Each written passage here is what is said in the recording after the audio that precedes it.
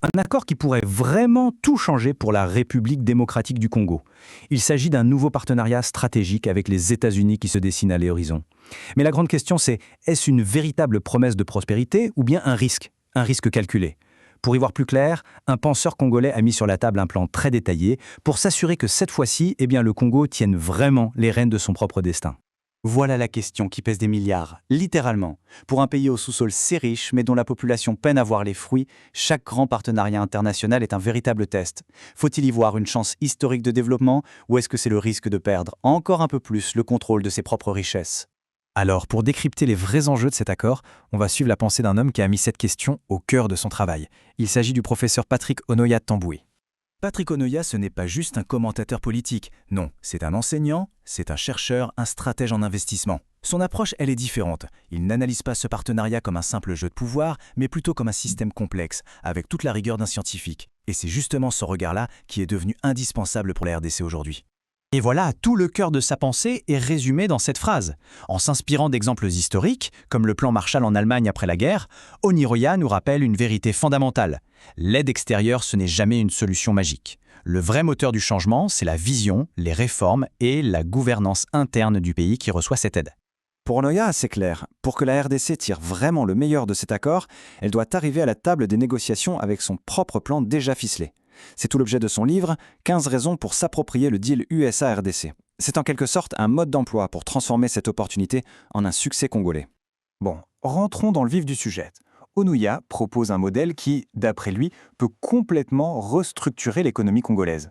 Et pour ça, il s'appuie sur 3 leviers clés. Ce modèle, en 3 étapes, il est conçu pour bâtir une économie qui soit autonome.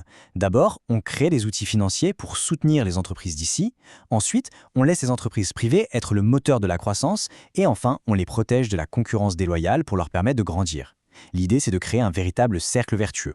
Mais attention, ce plan en 3 points n'est pas juste une théorie sortie de nulle part. Non, il a été pensé comme une réponse directe aux problèmes bien concrets qui freinent l'économie congolaise depuis des dizaines d'années. Et ce chiffre illustre parfaitement l'ampleur du problème. Onoya souligne que chaque mois, 2 milliards de dollars quittent la RDC. Et ce n'est pas de l'investissement, non, c'est pour importer des produits de base, surtout alimentaires. Imaginez un instant ce que cet argent pourrait faire s'il était investi dans l'agriculture et l'industrie locale. C'est pourquoi Onoya appelle à la plus grande prudence. Il nous rappelle les accords passés, comme le fameux contrat sino-congolais, où la RDC n'a pas toujours tiré son épingle du jeu. Et il a identifié un défi assez subtil mais absolument crucial dans le nouveau partenariat avec les États-Unis. Au cœur de cet accord, il y a une expression qui a attiré son attention. Les projets stratégiques qualifiés. Pour lui, c'est un peu comme un drapeau rouge. Pourquoi? Parce que si la RDC n'a pas défini elle-même, en amont, sa propre liste de priorités, son propre plan de match, eh bien elle laisse la porte grande ouverte à ses partenaires pour qu'ils décident à sa place de ce qui est stratégique pour le Congo. On arrive donc à un point absolument crucial. Le modèle économique en soi ne suffit pas. Onoya insiste là-dessus. Il doit absolument s'accompagner de 4 changements profonds dans la manière de gouverner. Ces 4 points, en fait, c'est une seule et même grande idée. Il faut transformer radicalement le rôle de l'État. On ne parle plus d'un État qui fait tout lui-même, mais d'un État stratège, qui facilite, qui planifie, qui mesure l'impact réel de ses actions sur l'économie et surtout, qui prépare le terrain pour que les investisseurs puissent venir créer de la richesse. Et cette comparaison avec le Nigeria, elle est vraiment parlante. Elle illustre parfaitement ce 3e point.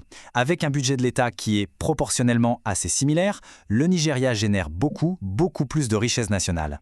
La leçon d'Onoya est donc très claire. Le but du jeu, ce n'est pas de remplir les caisses de l'État. Le vrai objectif, c'est de faire grandir toute l'économie du pays.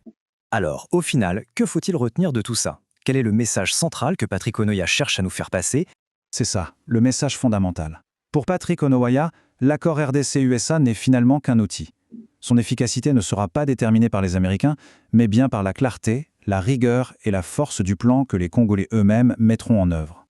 Et ça nous amène à la question de fond. Au-delà des minerais, des ressources, des signatures de contrats, est-ce que le pouvoir des idées, la force d'une vision stratégique bien pensée, peut vraiment, oui ou non, changer le destin d'une nation?